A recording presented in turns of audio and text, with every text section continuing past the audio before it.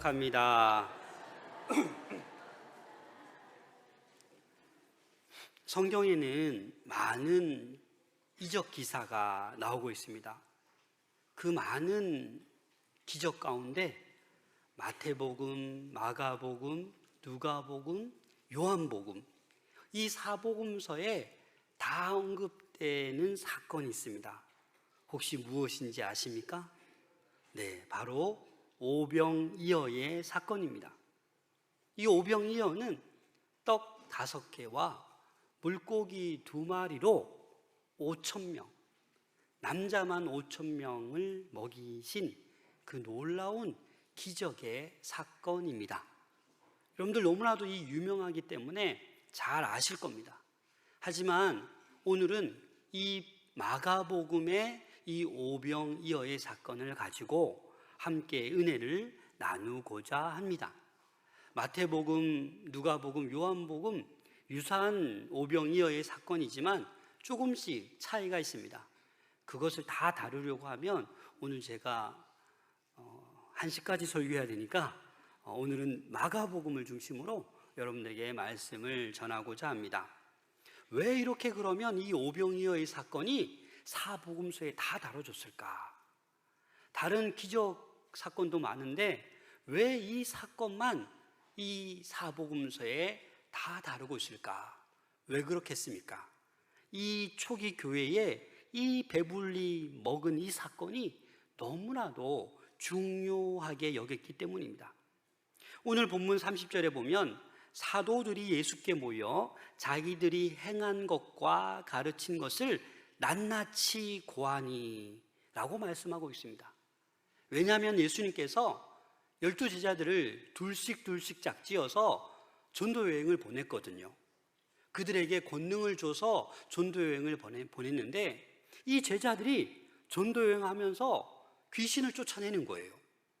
병든 자에게 기름을 발라 기도하니까 병든 자가 회복되는 거예요.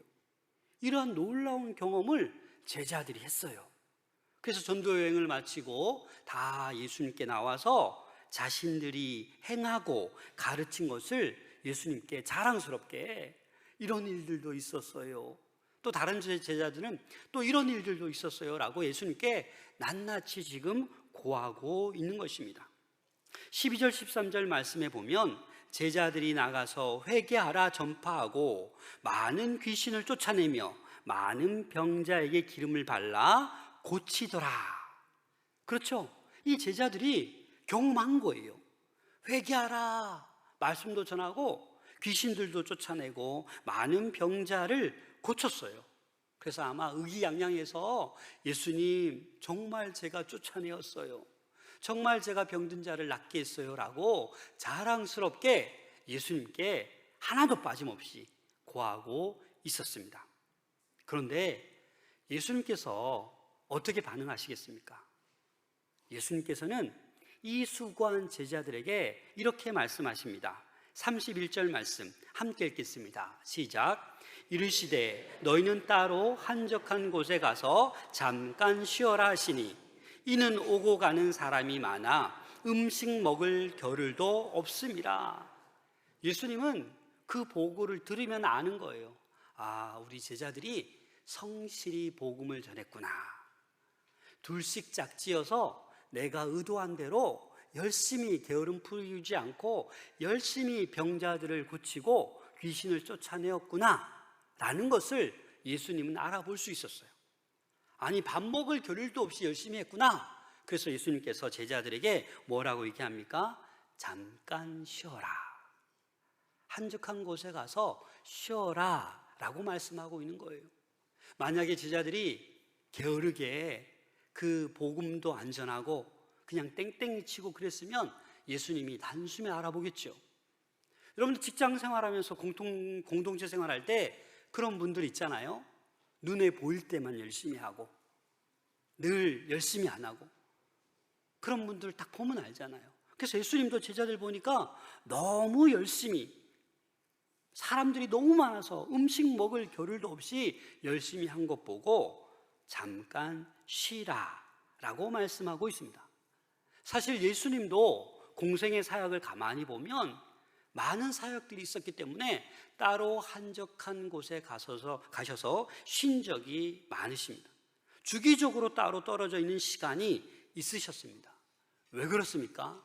하나님과의 관계를 위해 따로 한적한 곳을 찾는 그러한 습관이 우리에게는 있어야만 합니다. 여러분들은 어떤 곳이 한적한 곳입니까?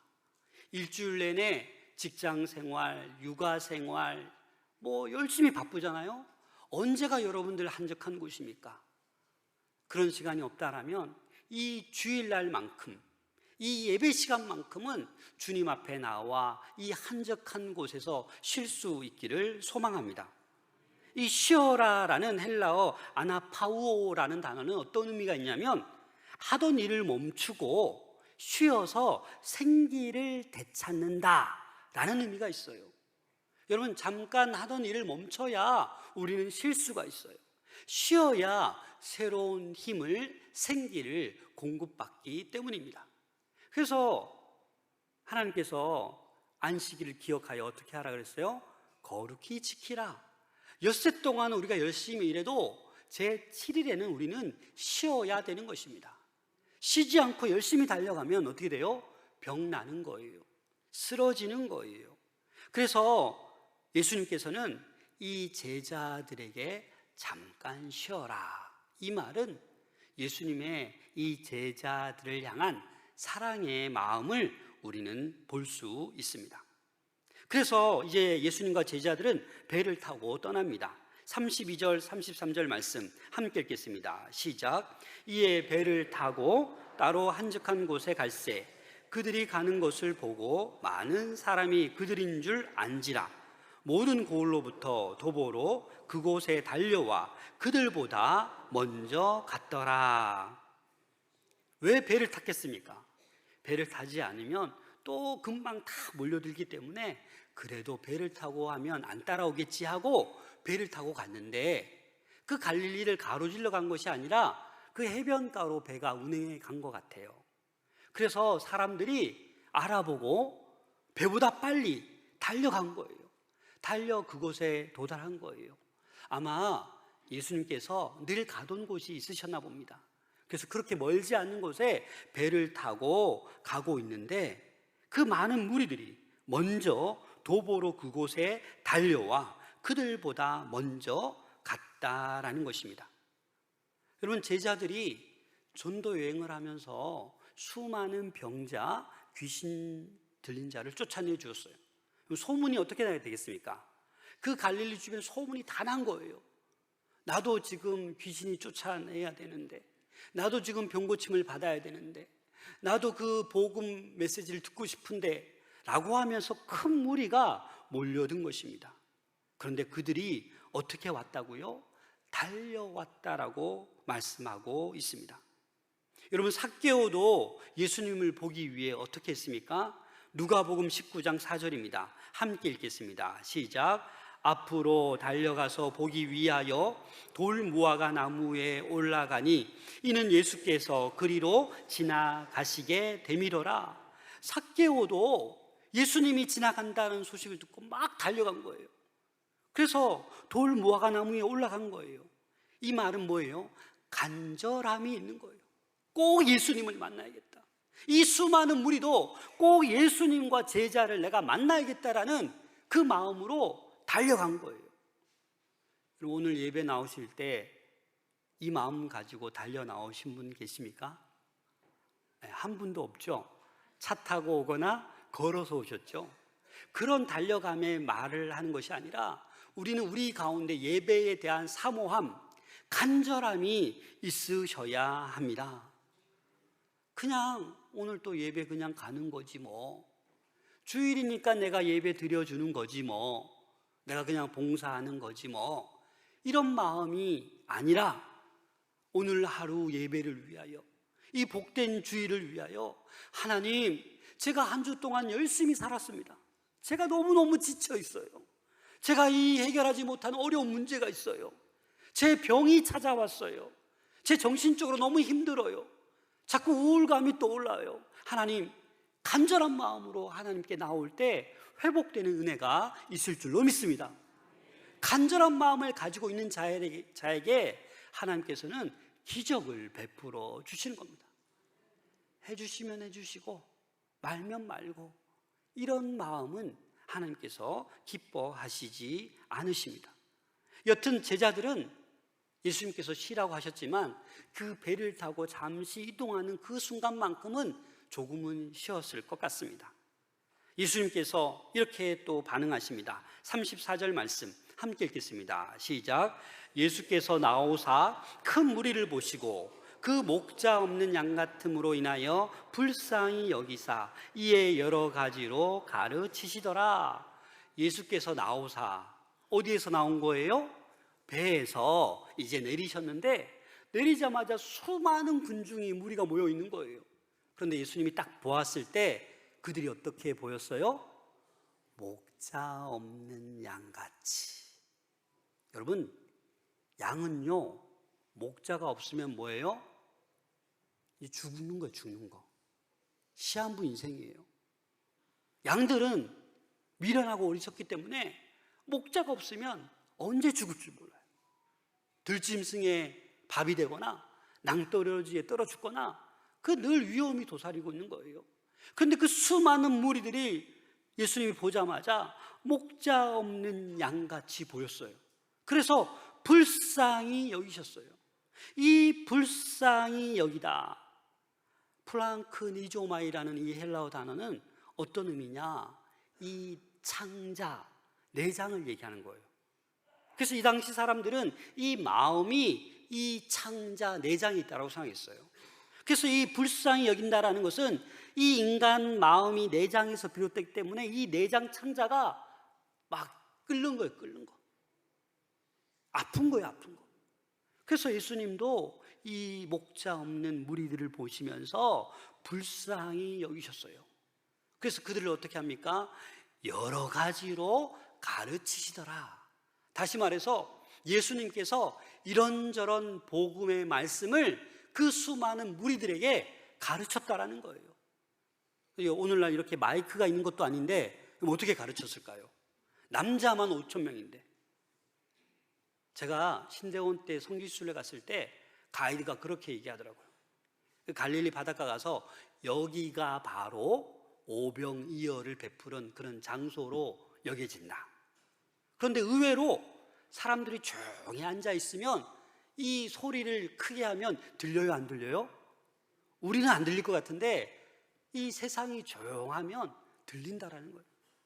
이 수많은 수천 명이 앉아 있지만 그 예수님의 권위 앞에, 그 가르침 앞에 다들 조용히 듣기 시작한 것입니다. 그런데 그 예수님의 가르침이 얼마나 이 꿀송이 같은지 시간 가는지를 모르는 거예요. 해가 저물어 가는데도 알지 못하는 거예요. 예수님조차도 시간 가는 줄 모르시고 계속해서 가르치시는 거예요. 그러자 누가 반응합니까? 35절에 보니까 때가 저물어 가매 제자들이 예수께 나와 여짜오되 이곳은 빈들이요 날도 저물어 가니. 무슨 말입니까? 예수님 그만 좀 하시죠. 지금 어두컴컴해져요. 지금 다들 배고파해요. 왜 계속 하십니까? 지금 이 빈들이라서 먹을 것도 없어요, 주님. 그렇게 지금 얘기하고 있는 것입니다. 사랑하는 여러분, 이들이 있는 곳은 빈들입니다. 다시 말해서 광야입니다. 이스라엘 백성들은 40년 동안 광야에서 기적을 체험했습니다. 날마다 만나와 메추라기로 하나님께서 베풀어 주셨습니다. 40년 동안 옷이 헤어지지 않고 신발도 헤어지지 않는 그런 놀라운 은혜를 경험했습니다. 우리 예수 믿는 사람들에게는 이 광야 생활, 이 빈들에 서 있는 그런 순간이 있습니다. 아니, 그런 순간을 경험하셔야만 합니다. 왜냐하면 이 광야는 온전히 하나님만 바라보고 하나님만 의존할 수 있는 그런 자리이기 때문입니다. 볼 것이 없어요. 의지할 것이 없어요. 그래서 광야에 서 있는 동안 하나님의 보살핌과 그 은혜의 풍성함을 경험하고 확신하는 기회가 되기 때문입니다. 36절 말씀 보시면 무리를 보내어 두루 촌과 마을로 가서 무엇을 사 먹게 하옵소서. 누가 한 말입니까? 제자들이 제안한 거예요. 예수님, 이 많은 무리들 어떻게 먹습니까? 각자 흩어져서 알아서들 각 마을과 촌에 가서 사 먹게 하세요 라고 하는 거예요. 여러분, 이 말이 현실적이고 어찌 보면 타당한 말이에요. 그렇죠? 빈들에 뭐 가지고 있는 것도 없는데 어떻게 그걸 다 먹이겠습니까? 제일 좋은 방법은 흩어져라, 알아서 먹을 거 해결하라 라고 제안한 것입니다. 그런데 예수님의 생각은 달랐습니다. 예수님은 매우 의외의 말씀을 하십니다. 37절 말씀 함께 읽겠습니다. 시작. 대답하여 먹을 것을 주라 하시니 여짜오되 우리가 가서 200데나리온의 떡을 사다 먹으리까? 너희가 먹을 것을 주라. 그러자 제자들이 반응합니다. 우리가 가서 200데나리온의 떡을 사다 먹으리까? 이 말은 뭐예요? 200데나리온, 우리 돈 없다라는 거예요. 여러분, 이 한 데나리온은 하루 일한 품삯이에요. 오늘날로 말할 것 같으면 제일 못 받아도 10만 원 받는다고 하면 2천만 원. 2천만 원 가지고 떡, 빵 사다가 이 5천 명 나눠 먹는 거예요. 그런데 여러분, 지금은 대형 마트가 있잖아요. 그 당시 마트가 있습니까? 없어요. 돈이 있다고 해도 어느새 그 고을에 가서 또 빵을 만들고 떡을 만들어서 언제 가져오냐라는 거예요. 그런데 그것도 힘든데 너희가 먹을 것을 주라? 왜 예수님께서 이렇게 말씀하셨을까요? 이렇게 말씀하신 이유는 이거예요. 예수님께서 언제까지 너희와 함께 있으며 언제까지 너희의 필요를 내가 채워줄 수 있느냐? 이제는 나는 십자가에 매달릴 것이다. 이제는 제자들이 나의 일을 너희가 이제 담당해야 된다라는 것을 지금 암시하고 있는 것입니다. 제자들의 사명이라고 말씀하신 거예요. 요한복음 14장 12절입니다. 함께 읽겠습니다. 시작. 내가 진실로 진실로 너희에게 이르노니 나를 믿는 자는 내가 하는 일을 그도 할 것이요 또한 그보다 큰 일도 하리니 이는 내가 아버지께로 감이라. 예수님은 이제 아버지께로 가야 돼요. 십자가를 져야 돼요. 그래서 나를 믿는 자는 내가 하는 일도 너희도 할 것이요 더 큰 일도 할 거라는 거예요. 그걸 누구에게 지금 먼저 알려주고 있어요? 제자들에게 그 사명을 말씀해 주고 있는 것입니다. 그래서 이 목자 없는 양 같은 이 큰 무리를 외면하면 안 돼요. 왜? 예수님께서 제자들에게 그 사명을 주신 거예요. 봐, 너희도 귀신 쫓아내지 않았냐? 병 고치지 않았냐? 복음을 전하지 않았냐? 그 사명이, 그 제자들에게 주어진 사명이 오늘날 저와 여러분들에게 주어진 사명인 줄로 믿습니다. 그래서 예수님께서 이렇게 질문합니다. 38절에 보니까 이르시되 너희에게 떡 몇 개나 있는지 가서 보라 하시니 알아보고 이르되 떡 5개와 물고기 2마리가 있더이다. 요한복음에는 어떤 아이가 이 떡 5개와 물고기 2마리를 가져왔다고 표현하고 있어요. 여튼 지금 그 많은 무리 가운데 지금 있는 게 뭐예요? 떡 5개와 물고기 2마리. 여러분, 이거 몇 명이 먹으면 배부를까요? 2-3명이 먹으면 없죠. 그런데 이걸 가지고 와서 지금 너희가 먹을 것을 주라 하고 뭐 얼마나 있느냐? 겨우 떡 5개, 물고기 2마리. 이 당시 떡, 빵은 이 두께가 2.5cm, 지름이 한 20cm 된다고 합니다. 그 정도 크기의 빵 5개 누가 먹겠습니까? 그래서 지금 이 너무나도 어려운 얘기예요. 힘든 얘기예요. 제자들은 답답한 거예요. 예수님 지금 속으로 지금 막 속이 터지는 거예요. 아니 이걸 가지고 어떻게 하라고. 그런데 제자들은 그래도 순종은 합니다. 어떻게 해요? 각 떨어져서 50명씩 100명씩 앉히라고 하니까 또 그렇게 앉힙니다. 여러분, 우리는 그저 가지고 있는 것이 무엇인지 확인만 하고 누구에게 드리면 돼요? 예수님께 드리면 됩니다. 지금 이 제자들도 그 빵 5개, 물고기 2마리 그냥 드린 거예요. 그게 다니까. 가끔 이런 분들이 있습니다. 목사님, 제가 돈을 많이 벌어서 주의 일 열심히 하겠습니다. 그런데 그렇게 못하더라고요. 돈 많이 벌어서 제가 그때 봉사하겠습니다. 주일 성수 어겨가면서 열심히 돈 버는 분들이 있어요. 여러분, 하나님께서 기뻐하지 않으십니다. 그런 마음으로 살아가면 결국 아무 일도 못 해오고, 주님께서 우리 불러주셨는데 아무 일도 못 해보고 생을 마감하는 경우가 있습니다. 여러분, 앞으로 많이 벌면 어떻게 하겠다라는 것이 아니라 지금 가진 것, 아무것도 없는 것 같지만 작은 것이라도 하나님께 내어 맡길 때 놀라운 기적이 일어나는 줄로 믿으시길 바랍니다. 왜냐하면 하나님께서 출애굽의 지도자로 누구를 부르셨습니까? 모세를 불렀어요. 근데 모세를 부를 때 모세에게 이렇게 물어보셨습니다. 출애굽기 4장 2절입니다. 여호와께서 그에게 이르시되 내 손에 있는 것이 무엇이냐? 그가 이르되 지팡이이니이다. 모세에게 있는 게 뭐예요?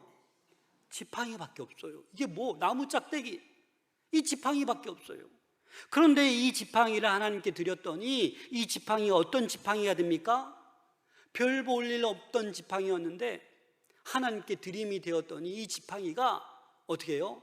애굽에 재앙을 내릴 때 이 지팡이가 사용되는 거예요. 이 지팡이로 홍해를 가른 거예요. 이 지팡이로 반석을 치니까 물이 쏟아져 나온 거예요. 아무 별 볼 일 없는 지팡이지만 하나님께 드림이 되었을 때 이 능력의 상징이 되는 것입니다. 여러분, 기적은 저와 여러분들이 일으키는 게 아니에요. 누가 일으키는 거예요? 예수님께서 이 기적을 만들어 내시는 것입니다. 그래서 우리에게 있는 것 아무것도 아닌 것 같지만, 보잘것없는 것 같지만 그것을 내어 맡길 때 그것을 사용하여 주님께서는 기적을 베푸십니다. 이 온 우주를 무로부터 하나님께서 창조하셨습니다. 이 우주 만물을 하나님께서 창조하셨는데 이 오병이어를 가지고 5천 명 이상 먹이는 거 아주 작은 일입니다. 놀라운 일이 아니에요. 그래서 예수님께서 이렇게 제자들에게 명하십니다. 39절 40절 말씀에 보면 제자들에게 명하사 그 모든 사람으로 떼를 지어 푸른 잔디 위에 앉게 하시니 때로 100명씩 또는 50명씩 앉은지라. 여러분, 이 푸른 잔디라고 했잖아요. 그 이스라엘 땅에는요, 이 푸른 색깔의 잔디는 봄에만 푸른색을 띠는 거예요. 그래서 이 오병이어의 사건은 계절상 어느 계절이에요? 봄을 얘기하는 거예요. 그리고 무리가 50명씩 100명씩 이렇게 잔디밭에 서로 이렇게 앉아 있는 거예요. 그래서 이 오병이어를 가지고 어떻게 합니까? 예수님께서는 이 떡 5개 2마리의 이 물고기를 가지고 겨우 이거밖에 안 되냐라고 한숨 내쉬지 않았어요. 불평하지 않았어요. 절망하지 않았어요. 그냥 예수님께서 제자들이 가지고 온 이 떡 5개와 물고기를 가지고 처음 한 행동이 뭡니까? 42절 말씀입니다. 41절 함께 읽겠습니다. 시작. 예수께서 떡 5개와 물고기 2마리를 가지사 하늘을 우러러 축사하시고 떡을 떼어 제자들에게 주어 사람들에게 나누어 주게 하시고 또 물고기를 2마리 모든 사람에게 나누심에 어떻게 하셨습니까? 하늘 우러러 어떻게 하셨어요? 축사하셨어요. 이 축사한다라는 말은 현대인의 성경을 보면 감사 기도를 올려드린 거예요. 한숨 내쉬고 절망하시지 않고 그 5개의 떡, 물고기 2마리, 인간적으로 볼 때는 와, 이거 2-3명 먹지도 못하는 거, 이렇게 원망할 수도 있는데 예수님은 그 작은 것을 하늘 우러러 감사기도 하셨다라는 겁니다. 사랑하는 여러분, 이렇게 감사 기도할 때 놀라운 일이 일어납니다. 예수님도 자신의 죽음을 예견하는 이 최후의 만찬의 자리에서 이렇게 감사하기도 했습니다. 마가복음 14장 22절에 보면 그들이 먹을 때에 예수께서 떡을 가지사 축복하시고, 이것도 현대인의 성경 보면 감사 기도하시고 이렇게 표현되어 있습니다. 또 예수님께서 이 오병이어의 기적뿐만 아니라 죽은 나사로를 어떻게 했습니까? 살리셨습니다. 죽은 지 나흘째 되는 그 나사로 앞에 가서 예수님께서 처음 한 행동이 무엇입니까? 요한복음 11장 41절 함께 읽겠습니다. 시작. 돌을 옮겨 놓으니 예수께서 눈을 들어 우러러 보시고 이르시되 아버지여 내 말을 들으신 것을 감사하나이다. 눈앞에는 죽은 시체 나사로가 있는데 그 상황을 보시지 않고 예수님은 어떻게 하셨어요? 눈을 들어 우러러 보시고 아버지 내 말 들으신 것을 감사합니다 라고 감사하고 있는 거예요. 여러분, 감사가 기적을 낳습니다. 그래서 여러분, 스펄전 목사님이 이렇게 말했습니다. 하나님은 한 자루 촛불로 인해 감사하는 자에게 별빛을 주시고, 별빛으로 인하여 감사하는 자에게 달빛을 주시고, 달빛으로 인하여 감사하는 자에게 햇빛을 주시고, 햇빛으로 인해 감사하는 자에게 햇빛도 필요 없는 뭘 주신다? 천국을 주신다. 여러분, 감사하는 자에게 하나님께서는 더 나은 놀라운 기적을 베풀어 주십니다. 우리가 가진 것, 작은 것일지라도 그 작은 것을 가지고 주님 앞에 나올 때, 또 그 작은 것을 하나님께 들어 올려 감사 기도할 때 놀라운 기적이 일어나게 되는 줄로 믿습니다. 근데 우리는 자꾸 상황만 보는 거예요. 내가 왜 이렇게 아프지? 내가 왜 이렇게 힘들지? 내가 왜 이렇게 우울하지? 이 상황만 보고 원망하고 불평하다 보니까 더 심해지는 거예요.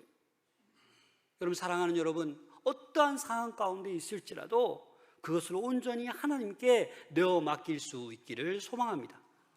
오로지 죽음 앞에 있을지라도 감사함으로 하나님께 나아갈 때 놀라운 일이 일어나고 있는 것입니다. 42절 44절 보면 다 배불리 먹고 남은 떡 조각과 물고기를 12바구니에 차게 거두었으며 떡을 먹은 남자는 5,000명이었더라. 여러분 상상해 보세요. 그 잔디밭에, 푸른 잔디밭에 50명씩 100명씩 다 이렇게 5,000명 넘는 사람이 있는데 어떻게 했다고요?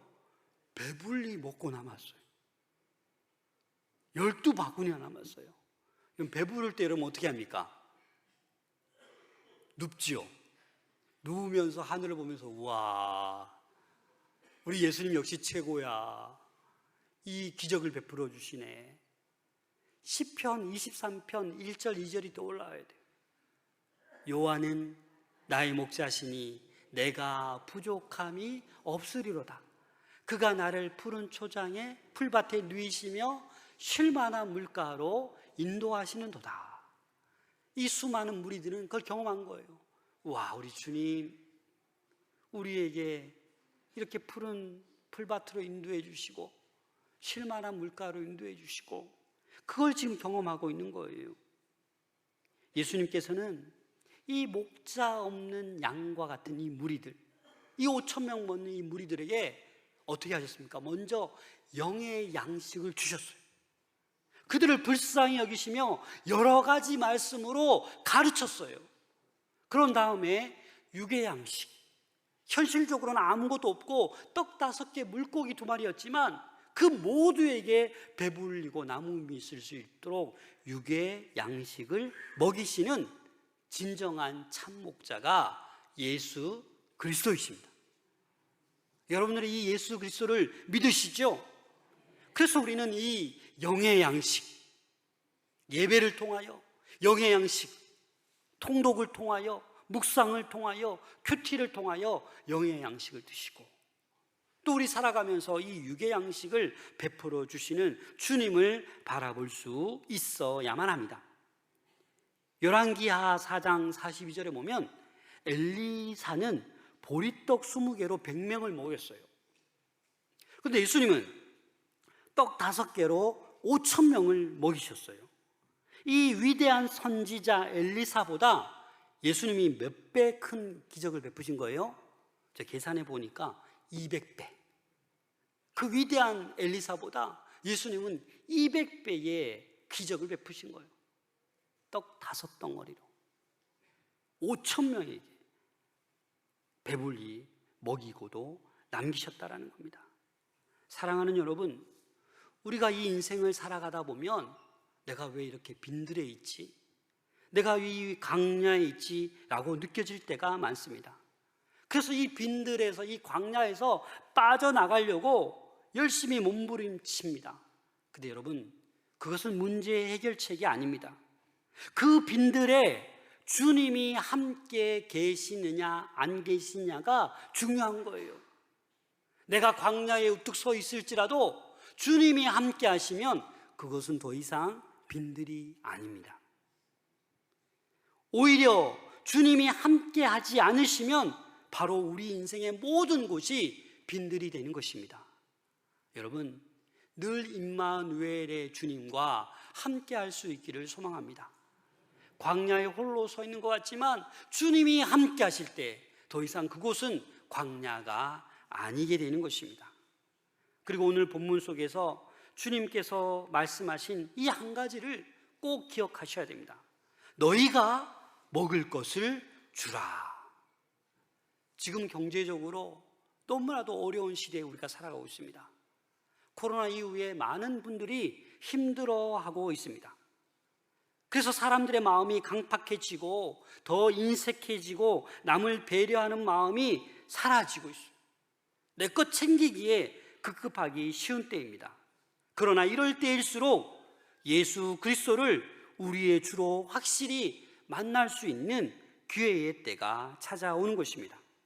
우리의 부족함과 궁핍함을 넘침으로 바꾸시는 그 주님을 우리 삶의 주인으로 모셔야만 합니다.